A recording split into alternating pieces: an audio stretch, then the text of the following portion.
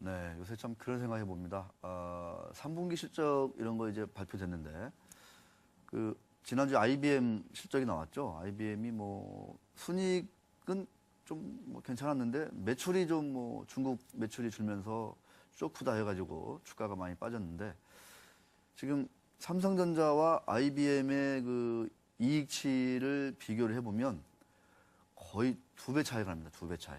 그러니까, IBM에 비해서 삼성전자가 3분기에 2배를 벌었거든요. 2배 가까이를 벌었습니다.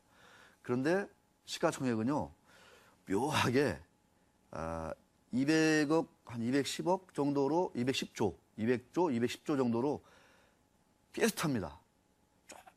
삼성전자, 우선주를 포함하면 삼성전자가 좀 많을 것 같고, 하여튼 조금 뭐 많은데, 그러니까 이 얘기는 뭐냐면 밸류에이션을 해보면은 IBM이 사실 2배의 높은 뭐 PER 이렇게 좀 받고 있다는 거죠. 그래서 이게 뭘까? 뭐 어떤 분들은 뭐 시장의 차이다, 뭐 이런 얘기도 하는데 어떤 분들은 어떤 그 원천 기술, 대형 그 PC 이쪽이라든가 뭐 이런 쪽에서는 워낙 그 IBM이 독보적인 위치를 찾아오기 때문에 이에 대한 뭐 프리미엄을 주는 거다 이런 또 말씀도 해주셨는데 어쨌거나 제가 볼 때는 우리 삼성전자 아직 150만 원이 안 되는데 우리 시장을 버텨주는 좀 어떤 대들보 역할을 하는 것 같습니다. 그러니까 IBM에 비해서 절반 정도의 밸류에이션을 받고 있다는 거죠. 이런 거를 우리 시청자분들은 또 어떻게 생각해 주시는지 다양한 의견을 올려주시면 우리 방송이 더 풍부해질 것 같습니다. 자, 그래서 제가 여기 이제 어떤 분이 자, 오해 위기자님이 게시판에 하이닉스와 함께 반도체 관련주들이 주목받고 있는데 한번 좀 보겠습니다. 네. 오해 위기자님이 게시판에서 상당히 좀 성장주 가치주 논쟁을 천회를 앞두고 일으켜 주시면서 아주 게시판을 뜨겁게 아주 온도를 올려주신 분이세요. 아주 감사를 드리고 투자자 성향은 다양한데 과연 어떤 투자가 정답에 가까운 투자인지는 계속 좀 더 고민이 필요한 것 같습니다. 자, 하이닉스 이제 얘기가 나와가지고 제가 이제 지난주에 이제 하이닉스 오늘 SK 하이닉스 주가 한번 볼까요? 자, SK 하이닉스. 참, 제가 이제 SK 하이닉스 출입할 때 중국 우시 공장 이제 첫 삽 떴거든요. 기공식을 그때 했습니다. 기공식. 근데 이제 얼마 전에 이제 큰 불이 나가지고 이제 세계적인 이슈가 있었는데 어쨌거나 불을 계기로 해서 주가가 더 올라서 지금 신고가 랠리를 이어가는 모습입니다.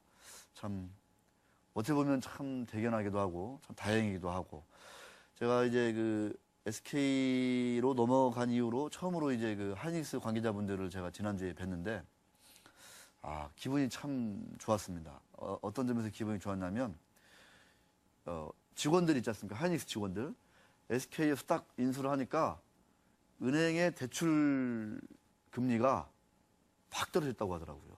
그러니까 그만큼 든든한 대주주가 생기다 보니까 밖에서 보는, 그러니까 심지어 은행권에서 보는 그 인식이 확 달라졌다.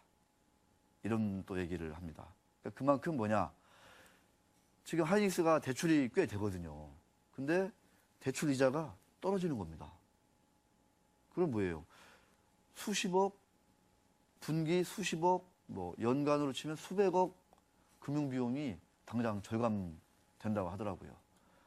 이만큼 좋은 M&A는 저는 SK가 가져간 걸 상당히 좋게 평가를 합니다. 어쨌거나. 그래서 이런 좋은 M&A는 우리 경제에 어떤 힘이 된다.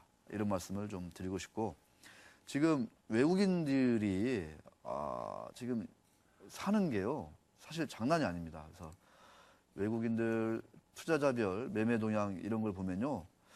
아마 투자자별 종목 순매수 이런 거 보면 이거 어떻게 화면을 띄웠는지 모르겠네요. 어쨌든 간에 지난번에는 거의 하루에 약 한 1,000만 주도 사고 그랬더라고요. 그래서 뭐가 달라졌을까? 단순히 죄송합니다. 단순히 불이 나가지고 디램 가격이 오르니까 하이닉스가 오히려 이게 호재다. 이런 단기적인 이벤트를 보고 들어온 것일까 고민이 많았는데 제가 그 고민이 풀렸습니다. 그 하이닉스 분들 만나니까 그런 얘기 하더라고요. 옛날에는 하이닉스가 어떤 반도체 대표 기업에 끼지 못했다 하더라고요. 왜냐하면 워낙 좀 이제 유동성 이슈도 있었고 또 이제 실적이 확 이게 출렁출렁하다 보니까 하이닉스 관심 갖는 투자자는 이머징 펀드 중에서도 좀 이 단기 투자하는 그 뭐라고 해야 되나 한머니 뭐 정도만 이제 관심을 가졌고 포트폴리오 투자자들 이렇게 좀 이렇게 반도체 업종 중에서 대표주가 어디죠? 해가지고 몇 년씩 이렇게 포트폴리오 투자자를 하는 투자자들은 그렇게 우리가 치킨 게임의 승자가 될 수 있고 뭐 우리가 공정 기술이 대단하고 아무리 가서 얘기를 해도 잘 귀담아 듣지 않았다 하더라고요. 그런데 최근에 작년 올해 해외 투자자를 만나면 이제 이런 롱텀 펀드들이 드디어 하이닉스에 대해서 관심을 갖고 실질적으로 하이닉스를 사고 있더라 이런 얘기를 해 주시더군요. 이 얘기는 뭐냐면 하이닉스가 어떤 그 치킨 게임에서 승자가 됐다라는 사실을 이제 그 포트폴리오 투자자들도 인정을 한 거죠. 왜냐하면 실제로 지금 D램 쪽에서는 뭐 D램 낸드 플래시나 이쪽에서는 넘버 2의 입지가 이제 공고해졌다 이렇게 증명이 됐습니다. 그래서 경쟁사가 없다. 이게 상당히 기업한테는 좋다는 거죠. 그러니까 옛날에는 뭐 이렇게 D램 가격 변하면 하이닉스가 막 적자나고 뭐 막 흑자났다가 정말 춤을 췄거든요. 근데 이제는 업계의 구조조정이 일단락이 되어 가고 있는 거죠, 이제. 물론 이제 뭐 후발 주자들이 이제 치고 나올 수도 있고 여러 가지 얘기도 할 수 있지만 그래도 과거에 비하면 하이닉스의 글로벌한 위상이 많이 달라졌다. 그래서 이번에 불이 안 났더라도 D램 가격이 완만하게 상승을 하면서 하이닉스한테는 상당히 턴어라운드가 장기적으로 진행될 수밖에 없는 그런 구조였다. 이런 말씀을 해 주십니다. 그러니까 그 보수적인 영국, 런던, 프랑스, 파리, 독일의 수도가 어디죠? 베를린인가요? 갑자기 기억이 안 나네요. 네. 이런 그에 있는 그 보수적인 장기 투자자들도 이제는 하이닉스를 사고 있더라. 이런 말씀을 한번 드리고 싶습니다. 그래서 우리 투자자들도 이제 이렇게 생각해야 됩니다. 옛날에는 하이닉스 하면 막 기술적 분석해가지고 뭐 5일선 돌파하면 추격 매수하세요. 뭐 20일선 넘었으니까 이제는 좀 더 사보세요. 이렇게 많이 좀 이렇게 우리가 얘기를 했었는데 이제는 삼성전자처럼 하나의 좀 포트폴리오 투자자로서 또 사이클이 좀 꾸준하게 장기 이렇게 상승 사이클로 가면 그거를 인정하고 좀 길게 투자를 해야 된다. 이런 말씀을 드리고 싶습니다. 또 하나 변화가 뭐냐? 바로 삼성전자와의 관계입니다. 삼성전자와의 관계. 이전에 비해 달라졌다. 뭐가 달라졌을까요? 삼성전자와의 관계. 여전히 1위 기업은 삼성전자이죠. 근데 옛날에 제가 출입할 때만 해도 삼성이 하이닉스를 어떤 그 업계의 동반자로서 잘 이렇게 인정을 안 했어요. 뭔가 구조조정이 필요하고 워낙 이익이 적자가 나고 이러니까 같이 놀지 않았다는 거죠. 해외 시장 가면 하이닉스와 삼성을 좀 따로 봐주기를 바랬습니다. 그런데 지금은요 어떻게 된다고요? 삼성전자도 하이닉스를 D램이나 낸드 쪽에서는 이제 대등한 동반자로서 또 동등한 경쟁자로서 인정을 해주고 있다는 겁니다. 그래서 이제 말이 달라지는 거예요. 해외 투자자들 IR 할 때 하이닉스 어떻게 보십니까? 그러면 옛날에는 노코멘트 하거나 아니면 뭐 조금 좀 갈 길이 좀 멉니다. 이렇게 얘기했는데 요즘은 하이닉스의 뭐 경쟁력이 많이 좋아졌고 이제 수익 구조도 이전에 비해서 많이 탄탄해졌다. 이렇게 삼성에서도 코멘트를 해주고 있습니다. 실제로 두 회사 간 크로스 라이선스, 그러니까 일부 특허는요 서로 상호 인정을 해주고 있습니다. 상호 공유를 해주고 있습니다. 이럴 정도로 회사가 많이 달라지고 있다.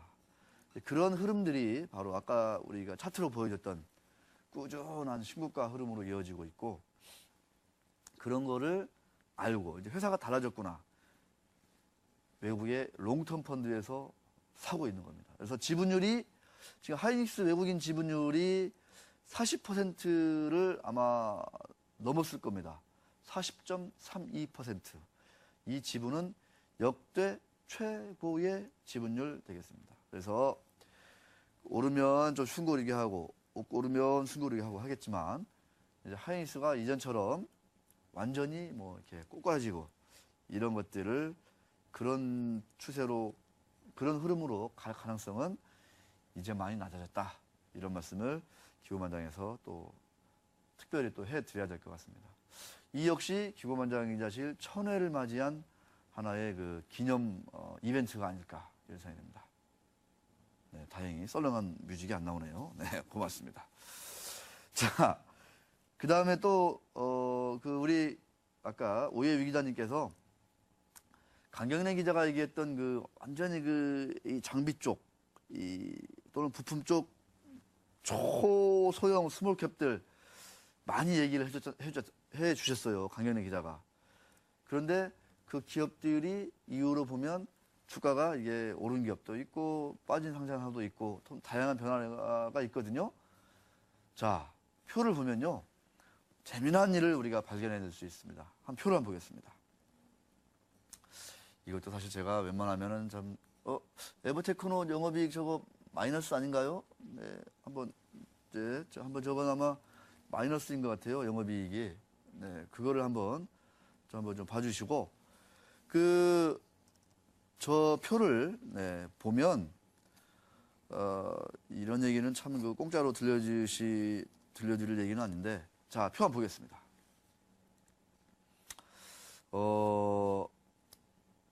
지금 에버테크노는 이제 자회사 이제 매각 추진한다고 하죠. 지금 그것 때문에 지금 최근에 좀 많이 관심 받고 있는데, 여러 가지 좀 이제 그 디테일한 이슈들은 뭐 우리 투자자분들, 시청자분들이 좀 체크를 해주시고, 무슨 말씀을 드리고 싶은 거냐면, 보세요. 이익이 나는 저런 IT 장비 부품주들의 PBR, PBR은 약 2배 전후가 됩니다. 2배에 가깝습니다. 그죠? 피델릭스, 실리콘와일. 반기로 이렇게 이익이 나니까, 자기 자본 대비 시가총액이 저렇게 2배에 가깝거나 육박을 합니다.